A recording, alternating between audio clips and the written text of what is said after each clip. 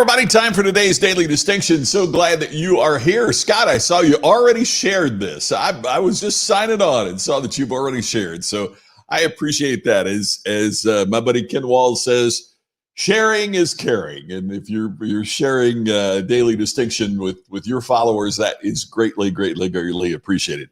Hope everybody's doing well. We had a great show yesterday with my friend Joseph Jaffe. It really was a fascinating show.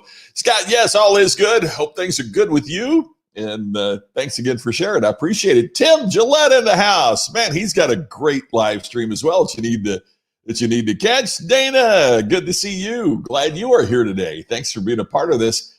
We've got an interesting topic to talk about. Hey, and a reminder too, DistinctionNation.com. I know so many of you have already signed up for it. We've got almost, I got to double check. We are averaging about 1.5 signups per day on Daily Distinction, but it's really important that you do so because the free audio program is coming down. We're moving it to something different behind a paywall. So I want to make sure that everybody that can get it for free gets it if you want it. It's our 14-day program on creating personal distinction. It aligns your priorities, your goals, and your daily activities. You listen to just one short segment a day, every day for 2 weeks, and take notes, go through the process, workbook. It's all there for you, and it's absolutely free. It's at getting my D's mixed up here. It is at DistinctionNation.com. So if you haven't gotten it yet, I do want to make sure that you jump in there and get it. Please do so. Hey, good to see you, Brian. Yeah, 7 episodes away. Oh, man, you are taking them all down. That is amazing. I appreciate it. And Dale, I'm so glad we're going to be working together. Thank you for that. That's very exciting. I've always appreciated our conversations in the past and looking forward to continuing that in the future. Curtis, Barstow, California. Oh, so you're on your temperature about the same as hell tour. Evidently, did you see Barstow is one of the very, very hot communities. It's on the I-15 between Vegas and Los Angeles, and or it's in that area between Vegas and Los Angeles. Death Valley hit 130 the other day, and they said it may be the highest temperature on Earth in history, in recorded history. That's amazing. Rafiq, so good to see you. Thank you for being here. I appreciate it. Oh, I appreciate that, Brian. As you know, thank you very much. And if you haven't gotten it, Scott, thank you. Please make sure you get it. It's free right now, and I want to make sure that everybody gets it that watches Daily Distinction before we move it back, before we move it past that paywall. Hey, one other thing before we get going on the important topic of today, but that's post-pandemic events. The registration there is going to close as well. You can take $50 off with Distinct 50. Brian, I know you had a challenge with the coupon code earlier today. We're getting that checked out. Let me just look real quick to see if I've heard back. No, let's see. Nope, not heard back. So anyway, looking forward to we will see what's going on there. If the code doesn't work, try it again a little bit later on, because I'm going to make sure the code, if we have to extend the deadline, I can do that by a day or two, just to make sure that everybody gets a chance to get that. Post-pandemic events is for anybody that is going through this move from in-person to digital to online. If you're a meeting professional or a speaker, we've had a sea change in how we communicate. But there's also a lot of other folks like financial advisors and sales professionals and others that have had to move client events and client meetings to online. So this will help you as well. So it's postpandemicevents.com. All right. So here's the topic for today. When we were kids, we were taught by kindergarten to stop at the first right answer. 2 + 2 = 4. Stop. You don't need to know anymore. That's always the right answer. Abraham Lincoln was 16th president of the United States. Stop. You don't need to know anymore. That is always the right answer. So if you think about the things that we had to learn, how do you spell cat? C-A-T. Stop.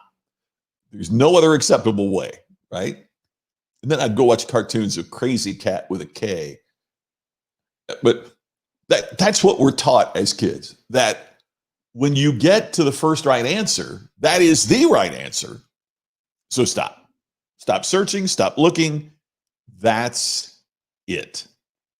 And I think whether we want to admit it or not, one of the things that this has taught us is that we typically look for a right answer. Just as 2 plus 2 equals 4 is always the right answer, we then are educated and taught to keep believing that there is a right answer. And when we get to the right answer, then that's when we stop looking. Now, if you think about it, I mean, even the things that our parents taught us kind of had that same approach, because with a lot of us, with our parents, it was kind of my way or the highway, right? Don't cross the street. That was not crossing the street was the right answer. And if you didn't follow that, you were going to get punished, right? Don't run through the house with scissors in your hand. If you do, you'll put your eye out, right? But if I catch you running through the house with scissors in your hand, there's going to be consequences, because the right answer was always not to do that. So even parents taught us, understandably, in the early years, that there was a right answer. And when you got to that right answer, then you stopped looking for other answers. This obviously can create challenges for us that we need to think about in our lives. Hey, let's take a second here and catch up. Oh, you were so good. Thank you. I appreciate that. That is so nice. Mike, yes, of course. Here you go. Your head's spinning. And man, Mike, again, I'm so thrilled that we're going to be working together in the coming months on that. I really, really appreciate that. Darcy, the distinct 50 code worked for you, but that was a couple weeks ago. So we'll double check. Maybe there was an expiration date unintentionally set on that. Dated 2 plus 2 equals 22 plus 2, 2. There was this great comedy many, many years ago, movie comedy, a murder, what was it? Murder by Death. And the main character in that lived on Twain Street, Twain, Twain Street. And I don't know why I remember this, but they said, and what's the street number? He said 22. Well, when he pulled in, of course, it was 22 Twain. I don't know why it struck me, but I always thought I'd always like to have a house at 22 Twain. So I can say my house was at 22 Twain. But we typically look for the right answer. And here's the problem. And you see this coming, because as we get older, as we learn about life, as we experience life, sometimes we find out there is no answer that is perfectly right. That there's no answer out there that is exactly the right answer. Maybe you've had trouble with your kids as a parent, and you wonder, what in the world do I do? And you're never convinced that there's an answer that's perfectly right. When I dealt with the illness, the cancer with my first wife, Sherry, we searched for what to do, but there just wasn't a right answer. And I think that's part of what makes it so hard for not only for the patients, but for the caregivers, maybe even for the doctors as well, is that you'd love to fix the problem. You'd love to say, here is the answer. And there is no right answer. There is no resolution to it. And that's one of the things that we have to understand, is that sometimes in life, despite what we learned as kids, there's no answer that's perfectly right. And here's the other aspect that I've realized as I've looked at this and studied this, is that if something must be right or must be wrong, it means simply human nature will find fault with almost everything. Right? I mean, think about a cup of coffee at Starbucks or wherever you go to get coffee, right? But think about a cup of coffee at Starbucks. Is there a right answer? No, there's one you might prefer, but what's right for you wouldn't necessarily be right for me. What your choice is wouldn't be my choice. And here's the problem. Life has a lot more options than Starbucks. Business has a lot more choices that you have to make than Starbucks. So once we get in that mindset that something must be right or wrong, then in our effort to try to find out what's right, we often do that through disqualification. That makes sense? Let me say that again. When we get in the mindset that something has to be right or wrong, as we try to decide what's right, human nature many times, because it's harder to be positive than negative, easier to be negative, typically what we do is we find fault. That's how we prove it can't be the right answer, because we see these things that are wrong with it. So it can get to the point that we find fault with just about everything. Have you ever dealt with somebody that you could say the sky is blue and they would find fault with that? Have you ever dealt with somebody who it doesn't matter what it is, they have just something that they have to criticize about it, just something that they have to say why it isn't exactly right what you just said? The other aspect that we can get into is that if we do find something that we think is exactly the right answer, we think there is a safety in that. But it ain't necessarily so. Because what if we have the right answer to the wrong question? What if the question that we're asking isn't the right question? Then the answer can't be proper if we get the question wrong. Tim, I only have problems with them saying your truth. In my mind, you see it, your opinion. Yeah, I mean, I agree with that, Tim.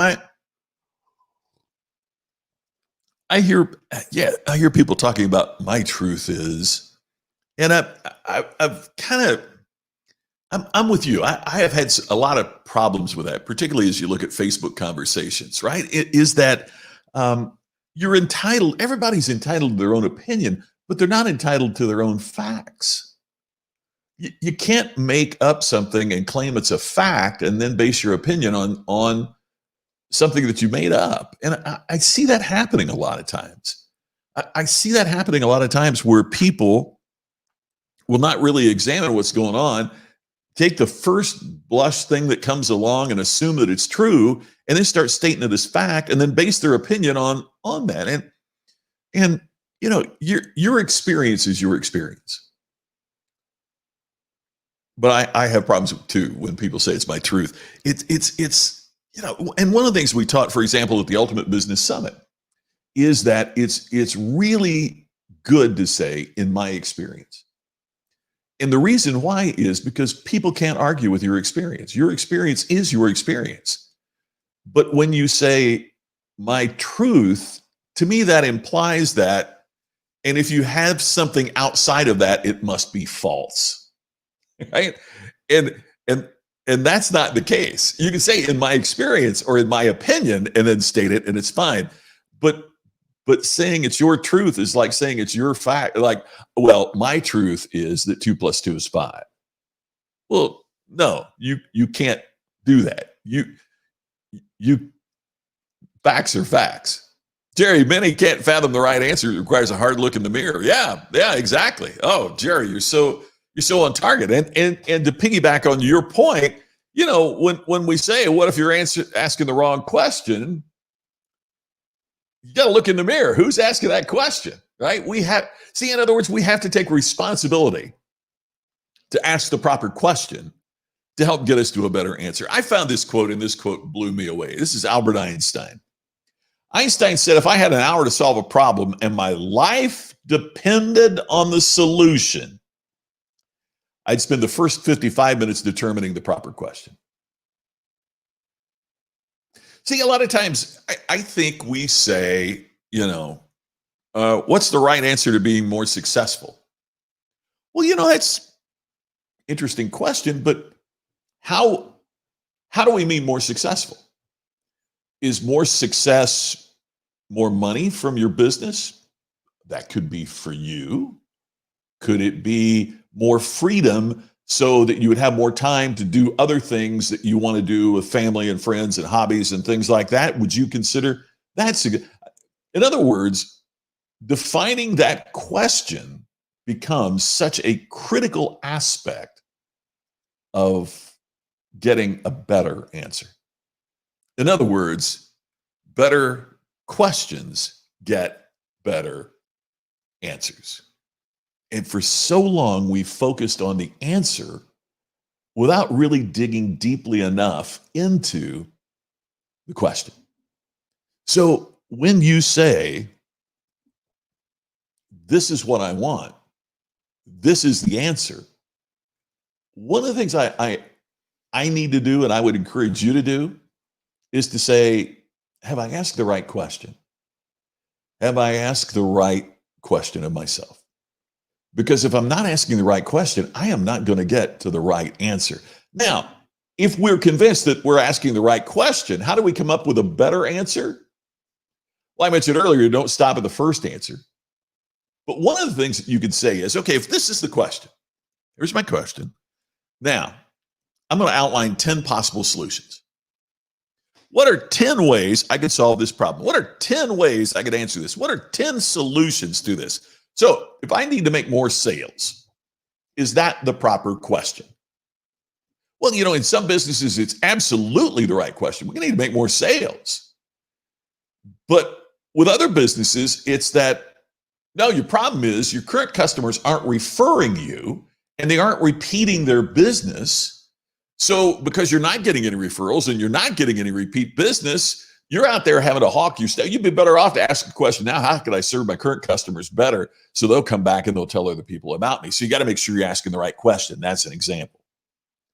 But if more sales is the right question, then rather than saying, let's get on the phone and call them, that might be the answer. But is that the best answer? So part of how you get to the better answer is to say, what are 10 possible solutions to more sales?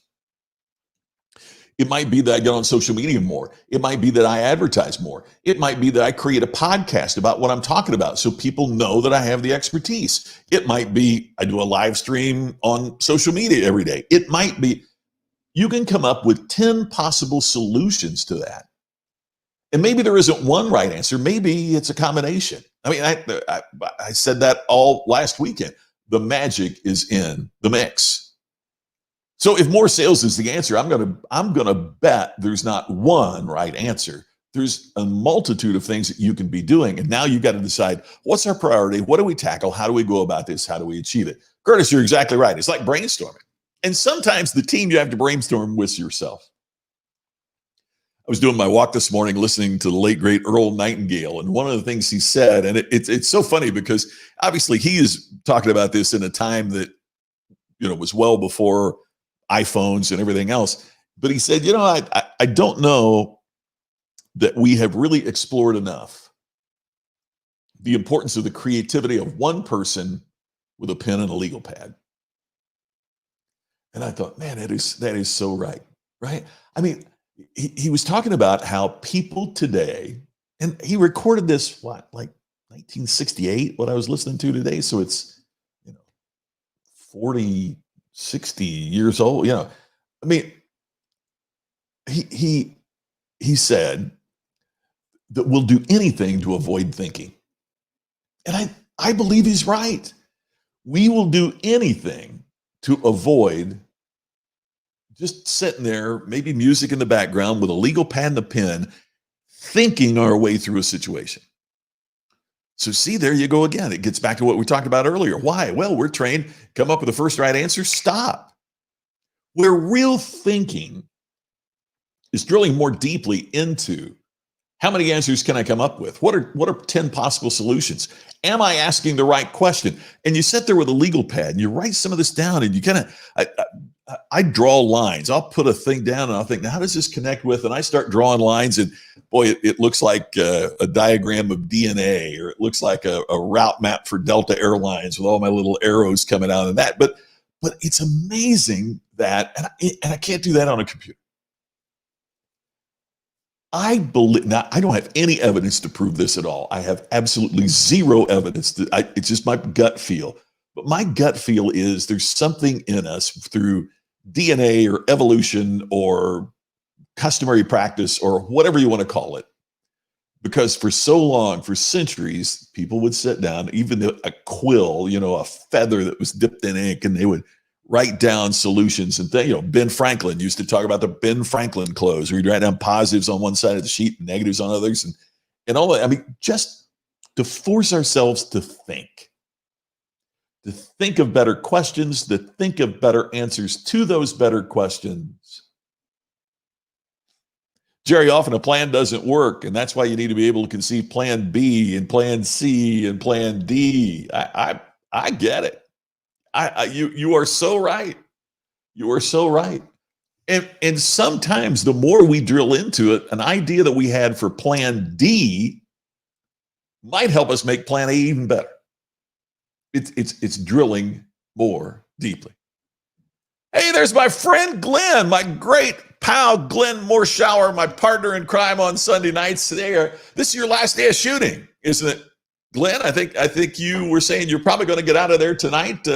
Glenn is shooting a movie in Louisiana. It's a fascinating story.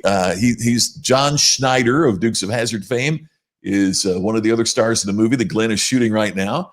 And they're shooting it at John Schneider Studios in Louisiana. And I can't wait to see it. It just sounds like such an intensive, character-driven, the intensity of what you've described is just incredible. So it is the last day. Hey, you've got pals here. Tim Gillette says hello. Our great friend Charles Coachman is saying hi. So all of that is so great. Well, man, I can't wait to talk to you more, and I can't wait to hear how it went. That's fantastic. It just sounds like what an incredible experience. And Glenn was talking about on Sunday. He was talking about the makeup effects, so how they had to have he gets shot. He did tell us that in the movie. And so there's an entrance wound and an exit wound and all that has to be put on. And I just, I sit here and talk, and he's got entrance and exit wounds being applied. I just think that is so cool. But man, that's great. Well, and when you're finished, hope you have a safe drive back to Texas too, my friend. Thank you so much for watching. Glenn mentions that he watches all the time, and but doesn't often get a chance to do this live. So I really appreciate it. So that's great. Been watching for updates about it. Yeah, you bet. It's fun to kill people, get a paycheck for it in the movies. I want to add that in case we have any federal agents that happen to be watching our program today. Oh man, that's so cool. That is great. You're the best. You're the best, Glenn. Thanks for being here. So ask yourself, what are 10 possible solutions? And the more you think on that, and the more you create from that, and the more answers that you were able to get, and the more you're able to really refine and drill down into the question. Years ago, we used to hear the thing in computing that garbage in meant garbage out. GIGO, it was called, GIGO, garbage in, garbage out. And I think it's true with our brains as well. I think it's true with our spirits as well. If we continue to pollute our brain with junk, then we're going to get junk out. If we continue to pollute our spirit with that, that's what we're going to get out. But when we work a little bit harder and create better questions, as Einstein said, the better questions will help us derive better answers, and the better answers makes our business better, makes our lives better too, if you think about it. So let's resolve to go beyond the first right answer to get better questions, better answers for better businesses and better lives. Hey, as always, thank you so much for checking out Daily Distinction. I really appreciate it. Thanks for all of you that shared. Glenn, great to see you. Thanks for jumping on here with some comments today. Thanks, everybody, wherever you are. And I look forward to talking to you again tomorrow on the next Daily Distinction.